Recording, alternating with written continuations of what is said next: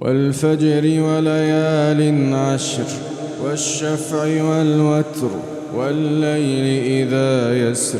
هل في ذلك قسم لذي حجر ألم تر كيف فعل ربك بعاد إرم ذات العماد التي لم يخلق مثلها في البلاد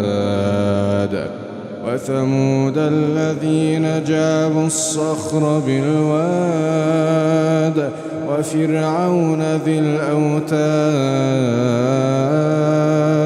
الذين طغوا في البلاد فأكثروا فيها الفساد فصب عليهم ربك سوط عذاب إن ربك لبالمرصاد فأما الإنسان إذا ما ابتلاه ربه فأكرمه ونعمه فيقول ربي أكرمن وأما إذا ما ابتلاه فقدر عليه رزقه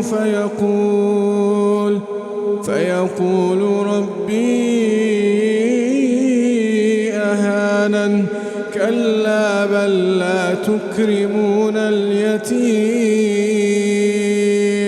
ولا تحاضون على طعام المسكين وتأكلون التراث أكلا لما وتحبون المال حبا جما كلا إذا دكت الأرض دكا دكا كلا إذا دكت الأرض دكا دكا وجاء ربك والملك صفا صفا وجيء يومئذ بجهنم يومئذ يتذكر الإنسان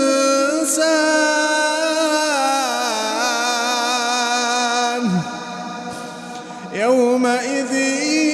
يتذكر الإنسان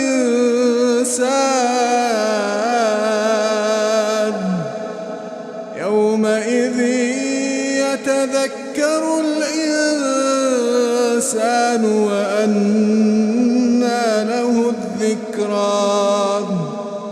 يقول يا ليتني قدمت لحياتي يقول يا ليتني قدمت لحياتي فيومئذ لا يعذب عذابه أحد ولا يوثق وثاقه أحد يا أيتها النفس المطمئنة ارجعي إلى ربك راضية مرضية فادخلي في عبادي وادخلي جنتي